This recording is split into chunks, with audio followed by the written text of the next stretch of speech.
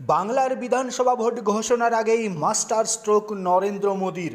কম্পন শুরু তৃণমূলের।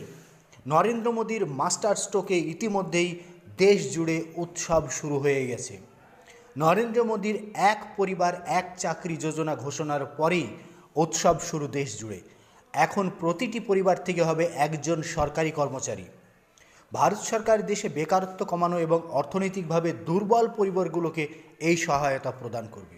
মনে রাখতে হবে, যে পরিবার এখনও পর্যন্ত সরকারি চাকরি পায়নি সেই পরিবারগুলোকে চিহ্নিত করে সেই পরিবারগুলোকে সরকারি চাকরি দেওয়া হবে, এমনটাই নিশ্চয়তা দিচ্ছেন নরেন্দ্র মোদী সরকার।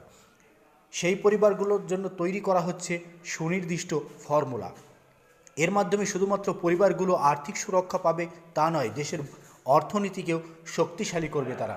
এই প্রকল্পটি বিশেষ করে অর্থনৈতিকভাবে দুর্বল শ্রেণী, ইডাব্লিউএস, ওবিসি, তফসিলি জাতি, তফসিলি জনজাতির মানুষের কথা বিবেচনা করে তৈরি করা হচ্ছে। সরকারের লক্ষ্য প্রতি বছর 50,000-এর বেশি পরিবারকে সরকারি চাকরি প্রদান করা। এই প্রকল্পের প্রথম বাস্তবায়ন হয়েছিল সিকিম রাজ্যে। এবার এটি সমস্ত ভারতে চালু করার পরিকল্পনা গ্রহণ করেছে নরেন্দ্র মোদী সরকার। এই চাকরির জন্য ন্যূনতম বয়সসীমা 18 থেকে 55 বছর পর্যন্ত হতে হবে। প্রতি পরিবার থেকে একজন উপভোক্তা থাকবেন চাকরির জন্য। আবেদন পদ্ধতি হবে অনলাইন এবং অফলাইন উভয় ক্ষেত্রেই। নরেন্দ্র মোদীর এই মাস্টার স্ট্রোকে রাজ্য বিধানসভার আগেই থরহরিকম্প রাজ্য সরকার।